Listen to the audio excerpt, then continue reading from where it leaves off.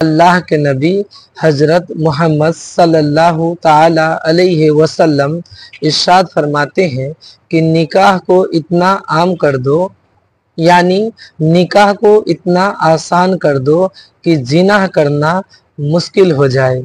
मगर आज का मुसलमान निकाह को इतना मुश्किल कर दिया है ना कि जिनाह करना आम हो गया है। शादी को इतना मुश्किल कर दिया है ना कि गुनाह करना आसान हो गया है और निकाह करना ही बहुत ही मुश्किलात का काम हो गया है।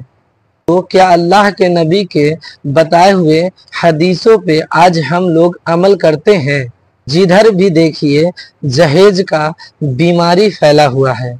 जिस काम से इस्लाम रोकता है, अल्लाह के नबी मना फरमाए हुए हैं, आज मुसलमान उसी काम को करते हुए नजर आता है। आज आप लोग भी समाज में देखते हैं और हम भी, फिर भी कहते हैं हम मुसलमान हैं। अल्लाह खैर करे हम सब पर। ऐसे ही शादी का एक वीडियो देखते हैं। उम्मीद है कि इस वीडियो को पूरा से देखकर जाएंगे आप। ये वीडियो शादी का एक महफिल का है।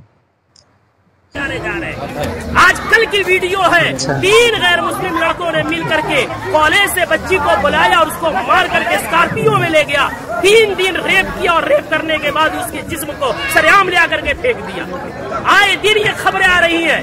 मैं पूछना चाहता हूँ, इसके पीछे के जिम्मेदार मुआशरे के हमारे और आप जैसे बेगैरत लोग नहीं है जो शादियों में, नाच गानों में, पैसों में आग लगा रहे और आग लगा करके शादियों को इतना मुश्किल बना दिया कि वक्त में शादियां नहीं हो रही है, जिसकी वजह से हमारी बेटियां, जज्बात उनमें भी है, जज्बात की रो में बह करके एजुकेशन वाली बच्चियां गैरों के गोद में खेल नहीं रही है, बल्कि टिश्यू पेपर बना करके उन्हें इस्तेमाल करके गली कूचों में फेंक नहीं दिया जा रहा है, बल्कि उनके चेहरे उड़ाए जा रहे हैं।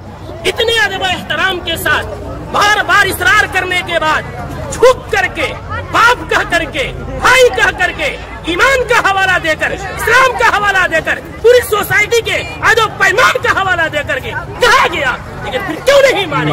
जुर्रत की बात है, हिम्मत की बात है। आखिर वो हिम्मत आई कहाँ से कि पूरा मुआशरा बाइकाट कर रहा है? आप नाच ला रहे हैं, चौक पे नचा रहे हैं, पूरा बस्ती इस गुनाह से बचना चाहता है। खुदा का खौफ खाए हम लोग, कल क़यामत में क्या मुंह दिखाएंगे? पूरे गांव में नचाते हुए लेकर आते हैं, मस्जिद के सामने से लेकर आते हैं, पूरे गांव में। ये क्या है?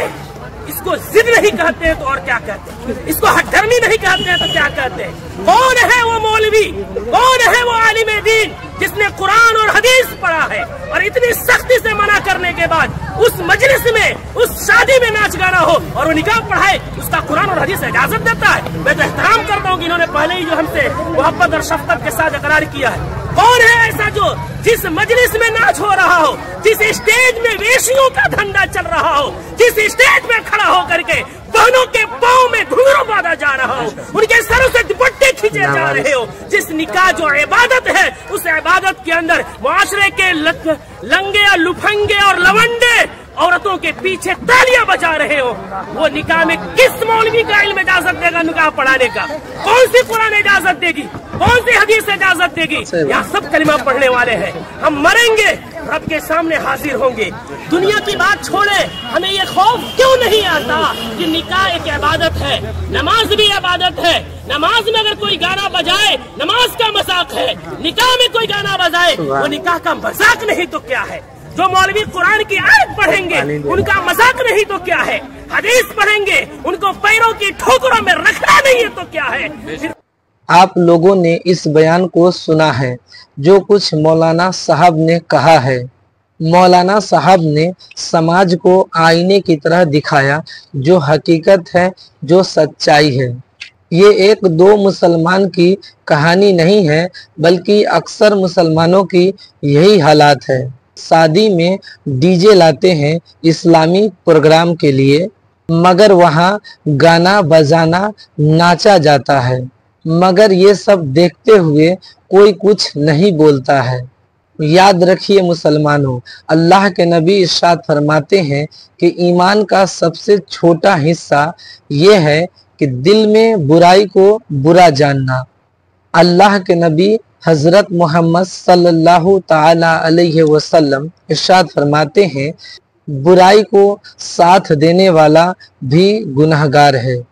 अल्लाह पाक हम सब को इस गुनाहों से तौबा करने की तौफीक अता फरमाएं।